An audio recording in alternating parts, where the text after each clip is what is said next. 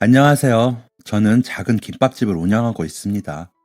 일을 하면서 이 채널의 여러 사연들을 들으며 웃고 울고 하다가 얼마 전 제게도 이곳에 사연을 보낼 만큼 특별한 일이 생겨 몇 자 적어보게 되었습니다.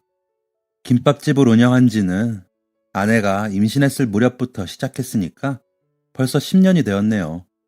10년 동안 이곳을 지키면서 참 많은 사람들을 만났고 그만큼 각양각색의 사람들을 봤는데요. 오늘 그 사람들 중 저와 특별한 인연이 된 분을 소개해 드리려고 합니다. 제가 일하는 곳 주변에는 초등학교가 하나 있고 주택과 아파트가 복잡하게 얽혀 있습니다. 어르신들도 종종 오시고 보통은 제 또래의 사람들이 아이 손을 잡고 옵니다. 오픈한 지 얼마 안 되었을 때부터 가끔 오시던 어르신들이 있었습니다.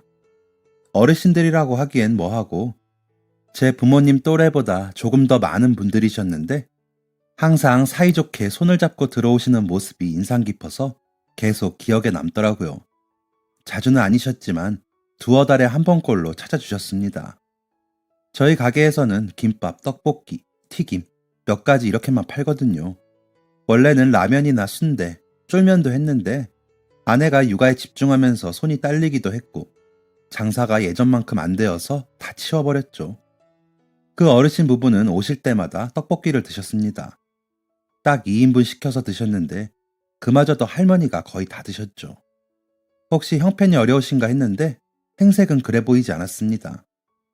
할아버지는 항상 멋진 중절모를 쓰시고 좋은 구두에 지갑도 명품이었고 시계도 값비싼 시계를 차고 계셨거든요. 할머니도 매번 곱게 립스틱을 바르시고 비싸 보이는 반지도 끼고 계셨거든요. 그러니까 더 궁금하더라고요. 왜 항상 그것만 드시는지, 다른 건 안 드시는지요? 혹시 다른 건 맛이 없나 싶기도 했고요. 손님, 저희 가게 김밥도 맛있는데 좀 드셔보실래요? 아, 안 돼요. 주지 마세요. 제가 허리를 숙여 할머니께 여쭤봤는데 할아버지께서 안 된다며 손사래를 치더라고요. 할머니는 호호 웃기만 하셨고요. 어리둥절한 표정으로 서 있으니까 할아버지께서 이유를 말해주셨습니다. 우리 안사람이 당뇨가 있거든요. 당뇨요? 그럼 떡볶이도 안 되는 거 아닌가? 안 되죠. 평소엔 바깥 음식 절대 안 먹어요. 며느리랑 딸애가 해다 주는 밍밍한 반찬만 먹고 차도 돼지 감자인가 그런 것만 먹고 근데 그게 다 이 떡볶이 먹기 위해서래요. 네? 이거 드시려고요? 네. 2달에 한 번 이거 먹으려고 평소에는 열심히 관리하다가 이거 한 번 먹고 또 2달 버티고 그러는 거예요. 우와, 저희 떡볶이 드시려고요? 그렇게 맛있으세요? 제 물음에 할머니는 입가를 냅킨으로 닦으시며 수줍게 고개를 끄덕이셨습니다. 솔직히 많이 감동이었습니다.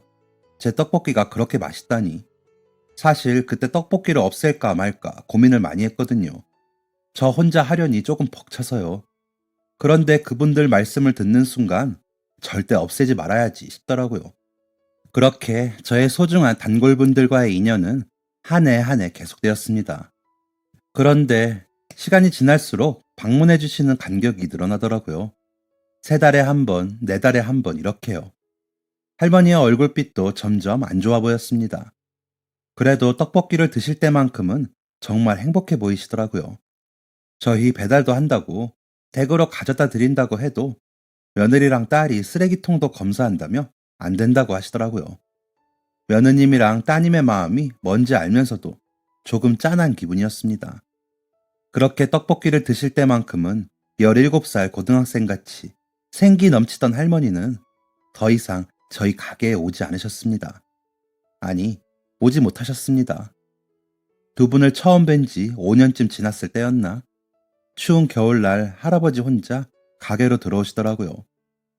문을 닫고도 자리를 잡지 않으시곤 입구에 그대로 서서 쓰고 계시던 모자를 잠깐 벗으시고 말씀하셨습니다.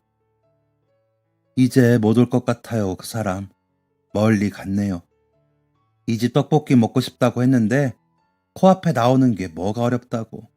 내가 그걸 못 들어줬네요. 정말 아무 말도 생각이 안 났습니다. 너무 당황스러워서 고인의 명복을 빕니다라고 해야 하나? 너무 건방져 보이나? 괜찮으시냐고 여쭤야 하나, 죄송하다고 해야 하나, 목구멍이 턱 막히는 것 같았습니다. 할아버지는 씁쓸하게 마지막 말을 하시고 떠났습니다. 거기선 떡볶이 많이 먹겠죠 뭐. 그로부터 2년이라는 시간이 흘렀습니다. 2년이나 흘렀기에 할아버지의 등장은 정말 뜻밖이었죠. 그새 무슨 일이 있으셨던 건지 할아버지의 행색은 말 그대로 초라해 보이셨습니다. 멋진 모자도 보이지 않았고 겨울이었는데도 얇은 바람막이 하나를 걸치고 계셨고 신발도 다 낡아 보였습니다. 멀끔했던 할아버지의 과거는 온데간데 없었죠. 당혹스러워서 겨우 목례만 하고 멍청하게 서 있는데 할아버지가 뱉으신 말에 더 놀랄 수밖에 없었습니다. 여기 김밥 반줄만 될까요? 네, 당연히 안 됩니다. 그런데 거절할 수가 없었습니다. 저는 얼른 김밥을 싸서 반줄을 접시에 담아 내갔습니다. 할아버지는 며칠 굶기라도 하셨는지 허겁지겁 접시를 비우셨습니다. 더 드릴까요? 아니에요. 내가 돈이 이것뿐이라서. 미안해요. 고마워요. 가볼게요. 할아버지는 급하게 주머니에서 1,000원 한 장을 꺼내서 상 위에 올려두시고 가버렸습니다. 저는 할아버지를 붙잡으려 했지만 할아버지는 그냥 그렇게 가버리셨습니다. 분명 무슨 일이 생기셨구나 확신을 했습니다. 다른 사람이 되어서 나타난 할아버지가 걱정이 되던 와중에 그리 오래 지나지 않아 할아버지는 다시 저희 가게를 찾아오셨습니다. 할아버지는 이번에도 김밥 반줄을 주문하셨습니다. 저는 이번에는 김밥을 한 줄 다 접시에 채워 나갔습니다. 아니에요. 저는 반줄만 먹어도 배불러서. 어차피 반줄 남은 거 팔지도 못하는걸요. 괜찮으니까 드세요. 미안해요. 미안하다뇨. 아니에요. 거짓골로 나타나서 놀랐죠? 저는 전곡이라도 찔린 듯 말문이 막혀서 고개만 옆으로 저었습니다. 참, 내가 이 나이 먹고 사기나 당할 줄은 몰랐지. 사기요? 제 물음에 할아버지는 입에 있던 김밥을 얼른 씹어 삼키셨습니다. 그리고 물컵까지 비우시곤 고개는 빈컵에 고정한 채 이야기를 해주셨습니다. 할아버지는 한때 잘 나가던 사장님이셨답니다. 대기업에 물건 납품하는 하청업체 사장님이셨대요. 이른 나이에 성공하셔서 넉넉하게 누릴 거 다 누리시며 자식들 고생 하나 안 하고 키우셨다고 하셨습니다.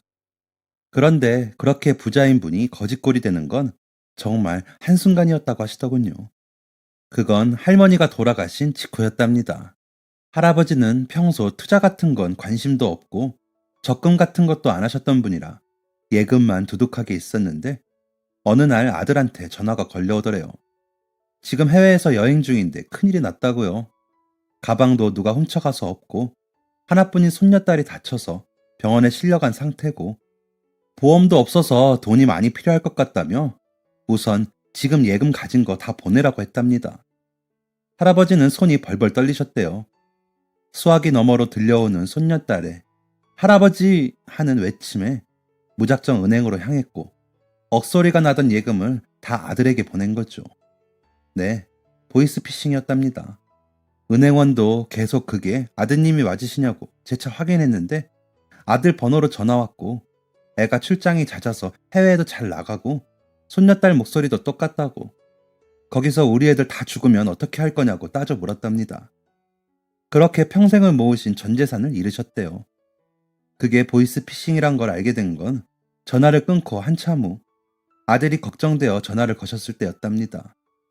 전화벨 소리가 끊기자마자 괜찮냐고 어떻게 됐냐고 묻는데 아들이 작은 목소리로 이랬대요. 아버지, 저 지금 회의 중이라서 나중에 다시 걸게요. 할아버지는 평생 이런 적이 없으시다며 계속 고개를 저으셨습니다. 그때 남들 다 하는 보증 한 번 한 적 없고 누가 어디 땅 사라 할 때도 귓등으로도 안 들었고 그 흔한 갯돈도 안 넣으실 만큼 자신의 신념에 철저하셨고 타인도 잘 못 믿으셨던 분인데 이렇게 될 줄 알았냐며 한탄하시더라고요. 제 속이 다 상하더군요. 보이스피싱 같은 건 뉴스에서나 봤지 전화 한 번 받아본 적이 없었는데 정말 놀랍기도 했고 제가 더 억울하고 분할 지경이었습니다. 신고는 하셨어요? 네, 당장 했지, 내가. 그런데 경찰 양반들이 그러더라고요. 그거 못 찾는다고. 어르신 기대는 하지 마세요. 하는데 참 죽겠더라고요. 집사람 따라가야 하나 싶기도 하고. 아유, 그런 말씀 마세요. 그럼 뭐, 내가 더 살 도리가 있습니까? 내가 아들 하나, 딸 하나 있는데, 내 나름 고생 안 시키고 잘 키웠습니다. 내 앞가림은 내가 하니까 용돈 한 장 가져오지 말라고. 부담 주기 싫어서 그랬는데, 나요. 집에 있는 우리 집사람 보석 다 팔고, 이제는 가방이며 옷 같은 것까지 전당포 가져다 줍니다. 돈이 없어요, 내가. 내 생활비가 없어, 내가. 자녀분들은 모르시고요. 모르지, 절대 모르지. 내가 어떻게 말을 합니까? 무슨 낯짝으로요. 저만 보고 살게 한 애들인데 어떻게 애들한테 손을 벌립니까? 그래도 자녀분들이라면 이해해 주실 수도 있지 않을까요? 글쎄요, 그럴 애들이라면 내 진작 말했겠죠. 씁쓸한 표정을 짓는 할아버지의 표정에서 저도 모르게 연민이 느껴졌습니다. 그 순간 상의에 놓인 할아버지의 전화기가 울렸습니다. 투박하게 아들이라고 적힌 글자 뒤로 정장을 멀끔 입은 남자의 증명사진이 배경으로 나타났습니다. 할아버지는 잠시 머뭇거리시더니 전화를 받으셨습니다. 방금 저와 대화할 때의 우는 목소리는 온데간데 사라지고 과장되게 밝은 목소리로 받으시더라고요. 그래 아들. 네 아버지 식사나 하셨나 하고 전화드렸어요. 아 먹었지 그럼. 뭐 드셨어요? 혼자일수록 더 잘 챙겨 드셔야 해요. 아이고 소고기 먹었다. 아주 힘이 펄펄 나. 뭐 그럼 다행이고요. 주말에 애들이랑 갈까 하는데 괜찮으세요? 주말? 아유 바쁜데 오긴 뭘 와. 됐어 됐어. 요즘 일도 안 바쁘고 애들도 할아버지 보고 싶다고 하는데. 아유 됐다니까 그러네. 왜요? 약속 있으세요? 그래. 최 사장하고 한잔 하기로 해서. 아, 뭐 그럼 그러세요. 다음에 갈게요. 그래 그래. 바쁠 텐데 들어가 봐라. 전화를 끊은 할아버지는 한숨을 푹 쉬셨습니다. 그리곤 곧 제가 앞에 있다는 사실을 깨달았는지 제 눈치를 쓱 보시더니 민망한 듯 웃으시며 핸드폰을 만지작거렸습니다. 애들한테 이런 모습 보여주고 싶지 않거든요. 이런 모습이 어때서요? 그리고 언제까지 숨길 순 없는 노릇이잖아요. 그쵸? 언젠간 밝혀야겠죠. 배고프시면 언제든지 저희 가게 오세요. 김밥 한 줄이고 10줄이고 싸드릴게요. 아참, 할머니께서 떡볶이 좋아하셨는데 좀 드릴까요? 할머니라는 말에 할아버지께서 잠깐 머뭇거리시더니 이내 고개를 끄덕이셨습니다. 할아버지는 그날 아주 천천히 떡볶이를 드시고 가셨습니다. 떡볶이를 드시며 한 번씩 손수건으로 눈을 꾹꾹 누르셨는데 아마 할머니 생각이 나셔서 우시는 것 같았습니다. 두 분이서 나누었을 그 시간과 그 추억을 방해하고 싶지 않아 모르는 척을 했습니다. 할아버지는 그날은 도망치듯 가지 않으시고 계속 고맙다는 말을 하셨습니다. 그리고 전처럼 꼬깃 한 1,000원 한 장을 내미셨습니다. 할아버지는 매일 저희 가게에 오셨습니다. 아마 하루에 한 끼를 저희 가게에서 드시는 듯 했습니다. 할아버지는 매번 김밥 반줄을 주문하셨고, 그러면 저는 한 줄을 내어드렸습니다. 소고기 김밥, 참치 김밥, 돈가스 김밥 등 항상 다른 메뉴를 드렸습니다. 그러면 할아버지는 오늘따라 더 맛있네요 라고 하실 뿐이었습니다. 가게에 오는 다른 할아버지 분들도 많았지만 저는 유독 그분께 마음이 가더라고요. 처하신 사정 때문에 더 신경이 쓰이기도 했는데 무엇보다 돌아가신 제 아버지를 보는 것 같았습니다. 저 중학생 때 아버지가 사업 실패로 많이 힘드셨거든요. 그때 아빠가 우시던 그 모습이 너무 충격적이라 아직까지도 기억이 나는데 할아버지를 보고 있으면 제 아버지 모습이 겹쳐 보였습니다. 그래서 하나라도 더 챙겨드리고 싶었고 도움이 될 만한 일이 있으면 뭐든 해드리고 싶었죠. 할아버지가 매일 가게에 오신 지 보름이 흘렀을 무렵이었습니다. 토요일 저녁 마감을 앞둔 시간이었는데 할아버지께서 오시더라고요. 평소엔 보통 점심에 오시던 분이 그날 안 오시길래 걱정을 하고 있었는데 어두운 얼굴로 터덜터덜 문을 열고 들어오셨습니다. 오셨어요? 오늘은 늦으셨네요. 어디 다녀오세요? 저 여기 소주도 팝니까? 자세히 보니 할아버지는 울고 오신 듯 했습니다. 주름이 많은 얼굴에 지워지지 않은 눈물 자국이 있었고, 흰자도 빨갛게 핏줄이 서 있었고, 목소리는 다 갈라진 쇳소리였죠. 저희 가게에서는 술을 안 팝니다. 그런데 드려야 할 것 같더라고요. 그래서 잠깐 기다리시라고 하고 얼른 나가서 편의점에서 소주를 사왔습니다. 할아버지는 평소보다 더 굽은 등으로 앉아 계셨습니다. 제가 나가서 소주를 사온 걸 아신 할아버지가 화들짝 놀라시더라고요. "아, 이걸 나가서 사온 거예요? 안 팔면 안 판다고 하지." "그냥요, 저도 오랜만에 한 잔 먹게요." 제가 말없이 따르는 술을 할아버지는 말없이 받으셨습니다. 할아버지는 쓴 소주를 단숨에 들이키고 제가 만든 김밥을 오물오물 드셨습니다. "내가 오늘 납골당에 다녀왔습니다." "아, 할머니 보고 오셨군요." "네, 거기가 좀 멀어요. 여기서 버스 타고 지하철역 가서 지하철 타고 또 고속버스 타고 내려서 택시까지 타고 가야 해요." "아이고, 먼 길 다녀오시느라 고생하셨네요." "예, 멀죠. 고생했습니다." 그때 집사람 납골당 들어가면서 애들이 그러더라고요. "여기 너무 머니까 가고 싶을 때 자기네들한테 꼭 말하라고. 언제든 데려다 줄 테니까 꼭 말하라고요." 자녀분들이 걱정이 많이 되셨나 봐요.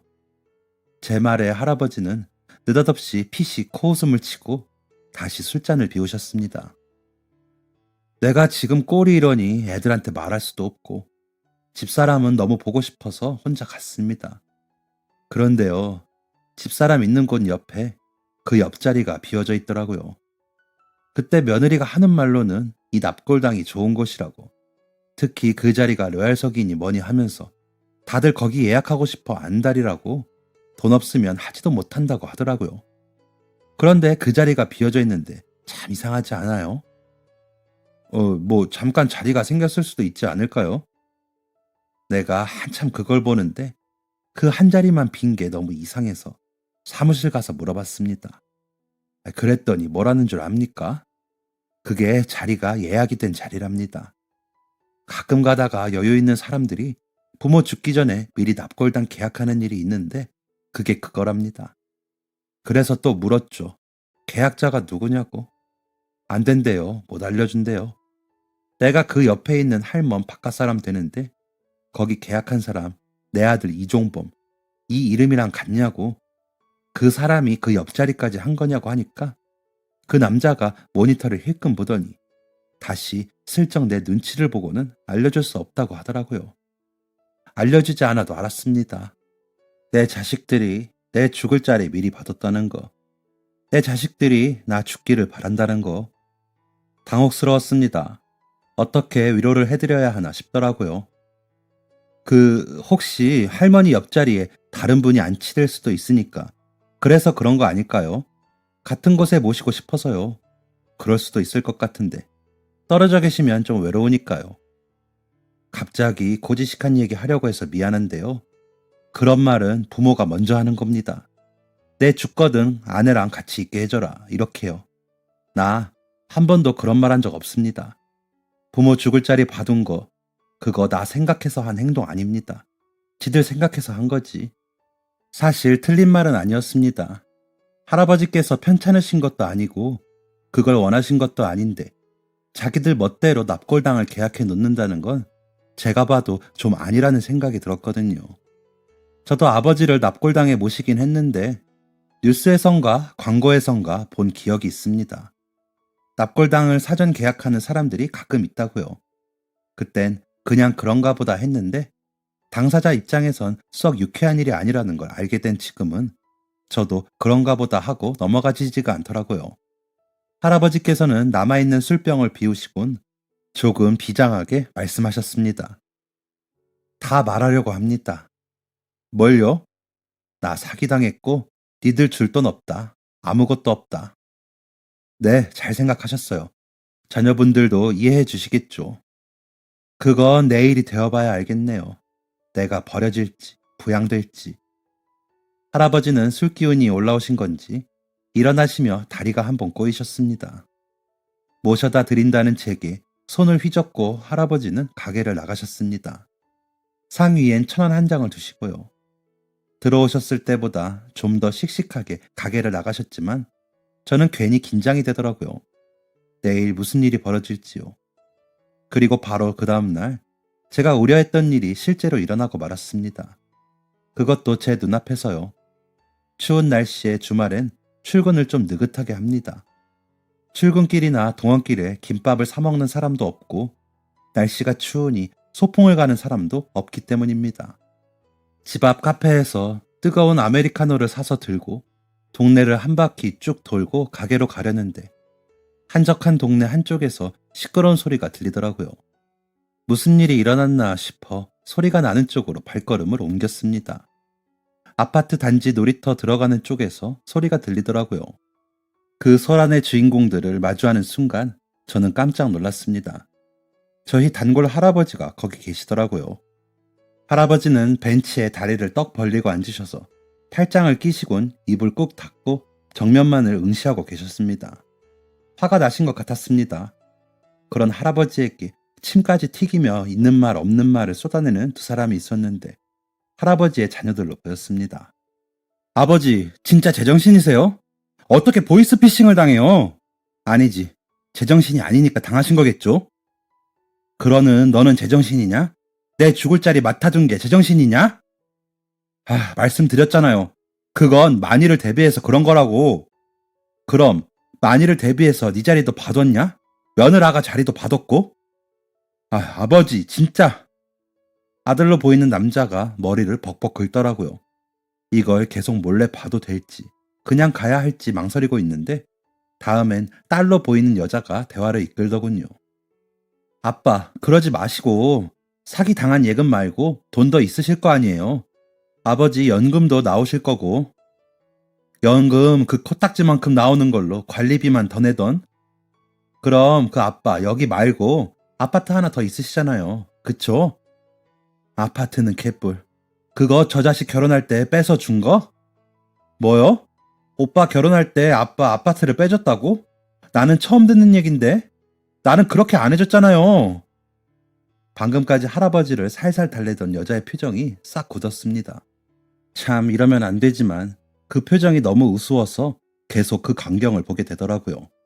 남자가 여자에게 나와보라고 살짝 밀치며 아버지 옆에 앉았습니다.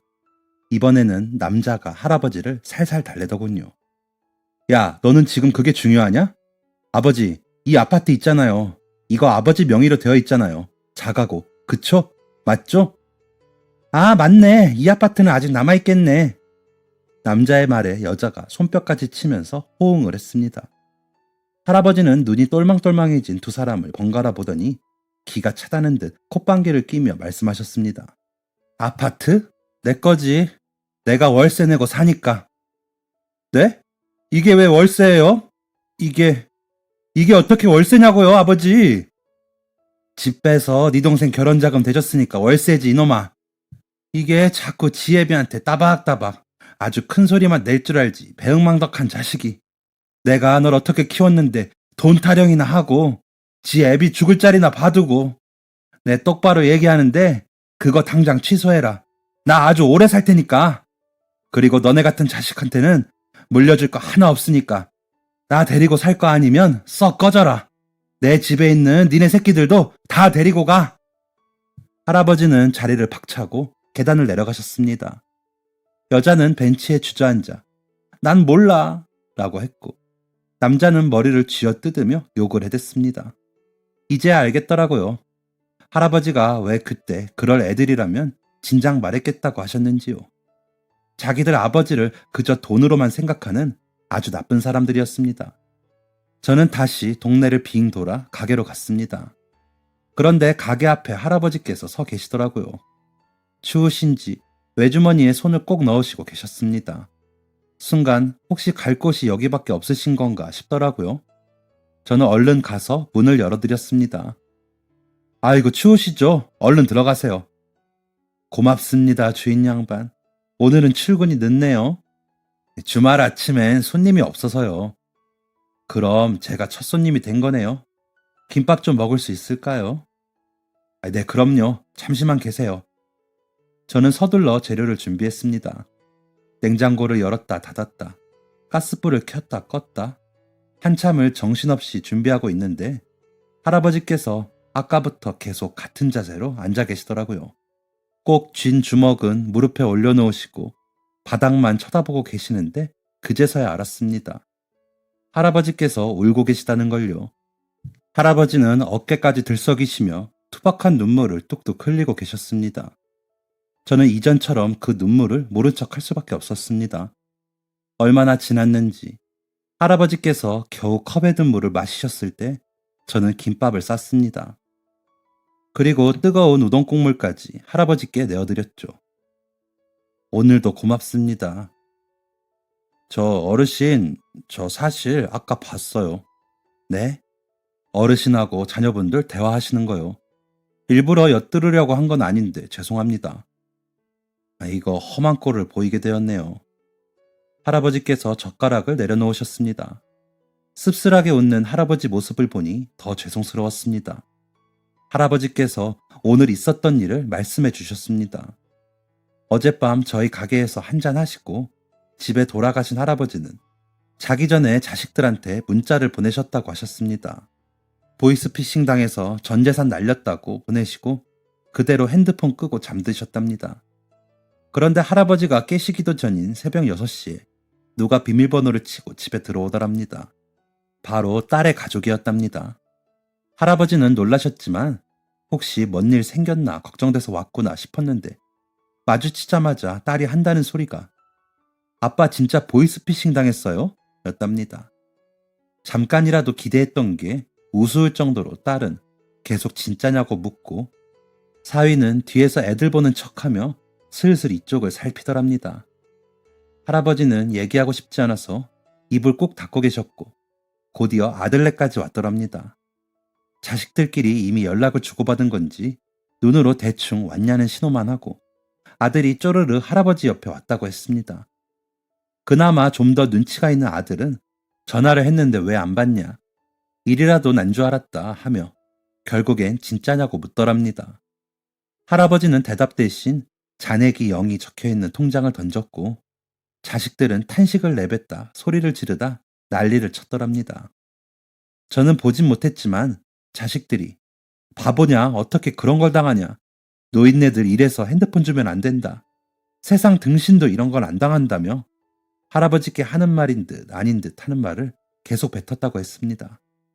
그러자 사위랑 며느리가 애들도 다 듣는다며 눈치를 줬고 그래서 자식들과 할아버지가 놀이터로 나와 2차전을 벌인 거라고 하셨습니다. 할아버지가 말씀하시는 내내 계속 눈물을 참으시더라고요. 울리지 않는 핸드폰을 한 번씩 살피기도 하고요. 이렇게 슬퍼하실 거면서 아까 왜 그렇게 모질게 말씀하셨어요? 내가 만약 거기서 미안하다고, 내가 죄인이라고 그랬으면 자식들이 날 데리고 사라졌을까요? 애비 불쌍하다고 여기면서 생활비라도 보내줬을까요? 그건 아니요. 나는 아니라고 봅니다. 그 이후로 전화 한 통 없어요. 사기당한 거 몰랐을 땐 매일 전화 왔습니다. 며느리랑 딸이랑 누가 더 전화 많이 하나 겨루기라도 하는 듯이 아주 지겹도록. 내가 그렇게 말을 하고 왔는데 지들이 나한테 그렇게 소리를 쳤는데 전화 한 통을 안 해요. 내가 자식 농사를 이렇게 했네요. 자식 농사를 아주 잘못했네요. 자기들의 아버지가 힘든 상황에 처해 있다는데 어떻게 돈 타령을 하고 원망하고 폭언을 내뱉지 싶었습니다. 제 상식으로는 이해할 수가 없더라고요. 할아버지가 제 속마음을 알아채기라도 하신 듯 말을 덧붙이시더라고요. 정말 자식들 얼굴 보기 힘들게 일했다고요. 하루에 한 번은커녕 중학교 넘어가곤 일주일에 한두 번 보는 것도 어려웠고 가족 여행도 마지막을 언제 갔는지 모를 정도였대요. 엄마랑만 붙어 있어봤지 아빠랑은 대화하는 것도 껄끄러워했다고. 그만큼 자신을 어려워했고 그건 여전히 마찬가지라고 하시더라고요. 그래서 애정이 없는 것 같다고 그렇게 말씀하시니 지금의 상황이 어느 정도 이해가 가면서도 문득 제 아들이 생각나기도 했습니다.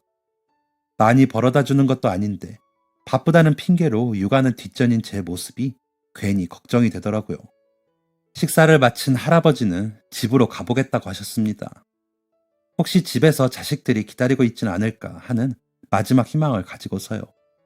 하지만 그 희망은 그저 희망으로 끝이 났는지 할아버지는 그 이후에도 매일 저희 가게에 찾아오셨습니다. 저는 어쩔 땐 점심밥을 차려드리는 요리사가 되고 어쩔 땐 저녁에 반주를 같이 하는 말동무가 되어드렸습니다. 항상 얘기를 하시는 입장이시던 할아버지가 어느 순간부터는 제가 어떤 사람인지 궁금해 하시더라고요. 저는 기꺼이 저에 대해 아낌없이 얘기해드렸습니다. 군대 다녀와서 서울로 상경해 중국집에서 일하게 된 일, 소개팅에서 만난 아내에게 첫눈에 반한 일, 저랑 똑 닮은 아들 사진도 보여드리고 얼마 전에 드디어 투룸에서 벗어나 방 3개짜리 빌라 전세 계약을 한 것도 말씀해드렸죠. 무려 엘리베이터도 있다고 자랑도 했더랬죠. 할아버지의 사정을 듣게 된 아내는 할아버지께 가져다 드리라며 반찬도 싸주고 댁에서 주전부리 하실 것도 챙겨주었습니다. 할아버지와 저는 둘도 없는 친구가 되었습니다. 남들이 보면 부자지간이냐고 오해할 정도였죠. 그러던 어느 날 할아버지께서 낯선 남자와 함께 가게로 들어오셨습니다. 그때 봤던 아들은 아닌 것 같고 사위인가 생각했는데 할아버지가 소개를 하더라고요. 인사하게 내 친구 아들인데 변호사야. 아, 네, 안녕하세요. 어리둥절한 채로 할아버지 앉으실 의자를 빼드렸는데 할아버지가 옆에 앉으라고 하시더라고요. 무슨 상황인가 싶었습니다. 안녕하세요. 말씀 많이 들었습니다. 명의 이전 받으실 아파트는 보셨나요? 네? 명의 이전이요? 아파트요? 무슨 뚱딴지 같은 소리인가. 눈을 동그랗게 뜨고 있으니까 할아버지께서 나섰습니다. 아, 여기 주인 양반은 아직 못 봤어. 내가 얘기도 안 했거든.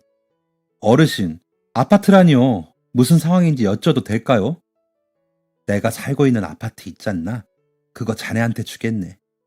무슨 주머니에 사탕 준다고 하듯이 말씀하시는 할아버지의 말에 더 당혹스러웠습니다. 내가 지금 꿈을 꾸고 있나 싶기도 했고요. 네? 어르신 아파트를 저를 왜 주세요? 네, 곰곰이 생각을 해봤는데 나는 이제 살 날이 얼마 안 남은 것 같아. 아유, 그건 또 무슨 소리세요? 할멈이 맨날 이제 다 된 것 같아요. 얼마 안 남은 것 같아요. 했는데 그게 무슨 말인지 이제 알겠더라고. 그런데 나 죽으면 배응망덕한 내 자식들이 내 아파트 가져갈 텐데 내가 그 꼴은 절대 못 보겠네. 그래서 말인데 받아주게. 자네가 받아주면 여한이 없을 것 같아. 프로포즈라도 받는 기분이었습니다. 이게 무슨 경우인가 했습니다. 어르신, 그게 이렇게 아무한테나 쉽게 줘도 되는 거예요? 아무한테라니. 내가 이제 와서 말하지만 난 자네 아니었으면 벌써 죽었을 거야.